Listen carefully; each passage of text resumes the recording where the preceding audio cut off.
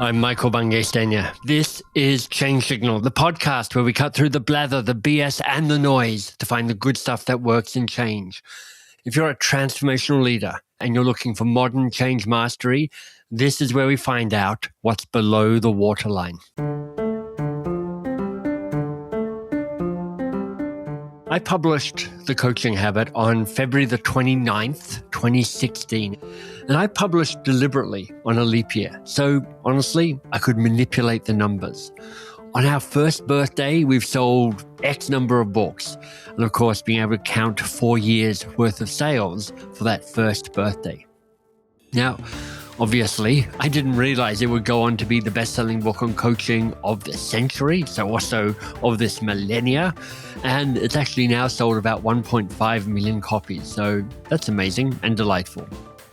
And in fact, we've declared this to be the year of the coaching habit, with a goal, with an objective really to offer ways to help people like you deepen their curiosity, their coaching wisdom and capacity, and to have some fun along the way. So in this solo episode, I'm sharing my biggest insight from having taught this work for, the 10 years since publication, but honestly, for 6 or 7 years before that, as I developed the thinking and the frameworks in the Coaching Habit book. And I want to share in this biggest insight a lesson that I think is directly relevant for you as someone responsible for change and transformation. And it all starts with an iceberg. I mean, reluctantly, because honestly, the iceberg model is it's solid cliche. I mean, John Kotter even has a book title with iceberg in it. And part of what I'm about on this podcast is trying to poke at old, outdated models like I think Kotter's is. But stick with me, because although the model, the iceberg, it's a bit hackneyed, there is something really powerful about understanding above and below the waterline. And when you think of coaching, what comes to mind? I mean, what's it about?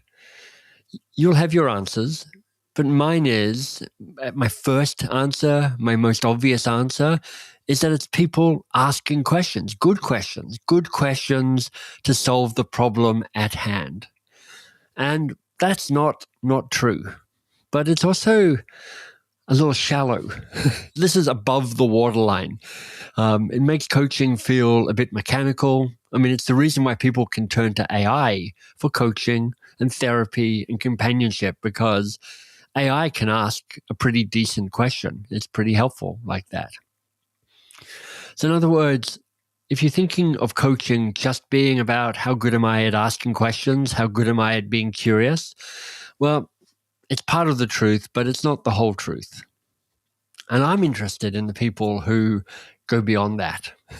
I'm interested in the people who I think show up in a way that is truly powerful and genuinely influential and deeply helpful as coaches. And somehow they go well beyond just having, a book of questions to draw upon. They're obsessed about how they show up. They're obsessed about the being of coaching, not just the doing of coaching. And in fact, this is what a brand new chapter in the new edition of the Coaching Habit book is all about. We've got a new edition coming out. It's hardback, it's illustrated. There's some new chapters there. And one of those chapters is on the being of coaching. And that's what I want to give you a peek into right now. I think people who are great at being coach-like, because the Coaching Habit isn't written for people who want to be coaches. It's for people who want to be coach-like, who want to be able to stay curious a little bit longer and rush to action and advice giving a little bit more slowly. I think those sort of people, the people who I really admire, they wrestle with 4 fundamental paradoxes. And I think as somebody who is responsible for change and transformation in your organization, in your life, for your clients, these are paradoxes you need to be wrestling with as well, because I think this idea of being coach-like is actually a foundational skill for being somebody who's a transformational leader like you. So let me tell you what these 4 different paradoxes are about. The first paradox is about how you show up in the world. It's just about you. The second paradox, how you relate with others. How do you be with another person? I think there's a paradox to that, how you hold that relationship. The third paradox is how you manage the process of interacting with others. Not just how do you see them, but how do you manage that way of moving forward on process with them. And then the final paradox is how you sit with the outcomes of those interactions. So you, them, you and them, and then the outcome of you working with and being with them. And let's get into these paradoxes. And I want to make this more than just theory. I want to make this actually real, useful, gritty for you. So think of somebody who's part of the change journey with you. I mean, it might be somebody on your team, it might be your boss, it might be the big boss, it might be somebody you're collaborating with, it might be somebody who you've identified who's going through the change, somebody you're serving in that way. But pick somebody where you want to elevate how you're showing up with them. The way you're not just hearing these four paradoxes as, oh, they're interesting, but you're actually thinking, how am I doing on that paradox with that person? All right, the first paradox is how you just show up in the world, how you're showing up for yourself. And the paradox is you need to show up with humble confidence. Humble confidence. And you can already see the tension there.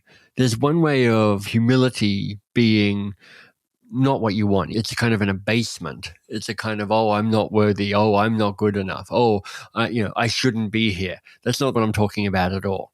What I'm talking about is a humility of a real sense of you know who you are, a real sense that you got your feet on the ground, that you are both aware of the areas where you're not so great, but also the areas where you are great. And you hold both of those with equal lightness and equal delight. So that's the humble part. But there's also this piece around confidence, which is a sense of actually, I know who I am at my best. I know what it means to actually step forward and use my skills and use my capacities and step into the spotlight and claim a degree of awesomeness. And you also know that there's a dark side to confidence, which is arrogance and boasting and kind of maybe the shallow performative confidence that we see in social media. But we're actually looking for that tension where we sit and you have your feet on your ground and your hands in the air. Humble confidence. How are you showing up with that kind of grounded sense of delight and authenticity in who you are? Showing up where you're like, actually, I've got the volume turned up on the best parts of who I am in this world. That's the first paradox. And as you think about you and that other person, whoever you've identified, I'm wondering how you're doing on showing up with humble confidence. And perhaps where's your bias? Do you tend to dip towards more the humbleness of it, or do you dip towards more the confidence of it? It's a purely subjective and a purely intuitive way of responding to that. But, part of what I'm asking is, where do you sell yourself short on this? Where are you perhaps not fully living up in a deep groundedness on the reality of who you are? Where you may be in denial about some of that, and where you may be tamping down some of the brilliance that is there inside you. That's the first paradox. But let's talk about you and that other person. How are you in relationship with them? And the paradox I want to offer you here is to show up to that relationship with fierce love. Fierce love. You can feel the play between those two different words. They don't normally go together. But here's what I mean by love. It means that you not only see the best in them, but want the best for them. There's a sense of, not meaning to get too woo-woo here, but, I've been told that when people say namaste, as all Western yoga teachers do, albeit no Eastern yoga teachers do, I think it means, the divine in me greets the divine in you. And it's sort of like that. You're like, I see the divine in you. You see the very best for them. You're fully committed to the very best of them. Even as you see their messiness and their confusion and their flaws and their humanness, what John Kabat-Zinn would call their full catastrophe, you show up with a kind of full commitment to that.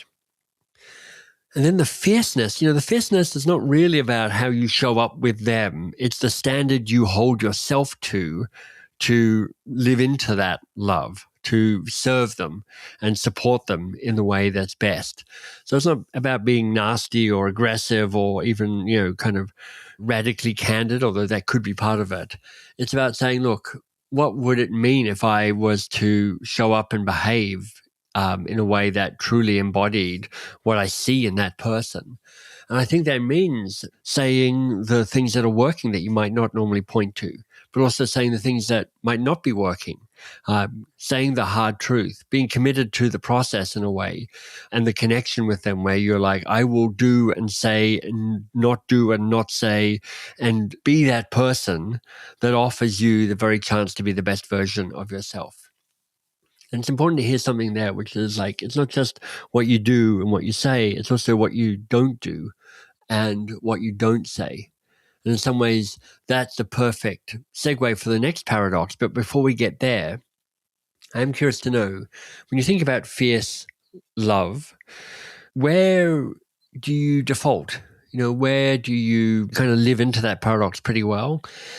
And where do you perhaps fall a little bit short? If there was a place for you to work here, what's the work that's required of you so that you could say, hey, look, I actually do a pretty good job at showing up with fierce love with this person who I have in mind? All right, the third paradox. This is about process and how you manage the process with them. I speak as somebody who is a pretty good facilitator and thinks a lot about facilitation and how you move a group and how you move people, because, coaching is a version of facilitation, one-to-one facilitation. There's group facilitation. As a transformational leader, you're thinking about organizational facilitation. So where are you in the process? Well, the paradox here is, I think, both light and grounded. You need to be light and grounded. So light means you hold this with a sense of play, a sense of delight, a sense of experimentation, a sense of small experiments, which of course is a key part of what you keep hearing on Change Signal, run small experiments. And I think we've all been on the ends of process that has felt anything but light, has felt hard and grindy and patronizing and insulting and devoid of any grace or genius or inspiration. But if it's just too light, then it becomes all a bit woo-woo. I've certainly been guilty of running processes which have been like fun, but have also been frivolous. And so the grounded sense is, how is this connected to reality? How do you keep coming back to what's true about the situation, what's true for the people, what is true for you? How do you keep connecting to reality, acknowledging what's hard, acknowledging what's happening, but also design a process that has a lightness and a playfulness at the same time? Now, I know as a transformational leader, you're thinking about process both kind of more broadly about how you might be running your change process, your change project, if you're calling them projects. But, when you think about the person you're working with and the fact that you're in process with them in some ways, where do you go to? Are you a little too heavy, a little too grounded? Are you a little too light, a little too trivial? And what's the tension for you around building something that is both light and grounded? And then the fourth and final paradox, it's the outcome that you're focused on here. And of course, we are, I'm not sure obsessed is the right word, but we're certainly cognizant of our outcomes and the change and transformational work we do, because that's what our boss and our boss's boss and our boss's boss's boss's bosses are thinking about. But for me, the way to hold this, the tension, the paradox, is to care and to not care. And that sounds like madness. What do you mean not care? How do you not care about the outcome? But, it's old tested wisdom to say we have so little to do with our outcomes. All we can do is fully commit to the process. So the caring means, are you fully engaged with the heart of the change? Are you fully committed and caring about the people going through the change? Are you fully caring about the people who are on your team who are going through the change and leading the change and influencing the change and how they're doing with that? It is about all of that. But it's also about saying, look, not only do I have to let go of how this works? Because sometimes it works and sometimes it doesn't, and sometimes it is predictable and sometimes it isn't. But there's also a way that this is about how you care about a person and don't care about the choices they make because it's their lives. My friend Jill once said to me, look, you have to care about your side of the table. They have to care about their side of the table. And part of the care, don't care paradox is to say, my job is to allow them to have the agency to care about their side of the table. As you invite people to get involved in the change, you need to care deeply about them and care fully about it. You're giving them every chance to say yes to that. And in the end, to not care whether they say yes or no, because that in the end becomes their choice. Very hard. Don't get me wrong. I appreciate that this, for me anyway, this is one of the toughest of the 4 paradoxes. And in fact, I've got another solo episode coming up in a few weeks' time, and I'm going to dig into this paradox, care and don't care, and just explore that a little further, go a little deeper in that. So if you're enjoying this, watch out for an episode in, I think, 2 weeks' time, and then we're going to unpack that and explore what it means to kind of hold these inherent tensions with some increased degree of mastery. I am curious now, you've heard the 4 paradoxes: humble confidence about you, fierce love about them, light and grounded about the process, and care and don't care about the outcome. Which of those 4 feels most accessible, most doable by you now? And which one perhaps feels hardest or maybe least accessible? Look, I just want to say, hey, thank you for supporting Change Signal and, your reviews and your kind comments. And if you're looking to do one thing to show me and the show support right now, it would be to visit mbsworks.shop and explore which of the different power-up levels to do with the new edition of the Coaching Habit, the Year of the Coaching Habit, might be right for you. There is one of those levels that is absolutely free. So, why wouldn't you make the most of that and just click on that? It means we'll send you some good stuff throughout the year to deepen your coaching wisdom and capacity. I want you to check out the insider level because that's the best value. I mean, it gives you free access to a brand new program I've designed. It's called Bring Out Their Best. And there are some additional offers for people with a corporate budget, me coming to speak and other things. And there's a limited number of different levels as well. In other words, it's a cornucopia of stuff here. I want you to go and explore, find the level that feels real and useful and a good investment for you. I'm hoping it's the insider level, certainly if you're in North America, which is where we're offering that. But whatever you choose, look, I care and I don't care. Hey, thanks for doing the work. I'm glad you're here.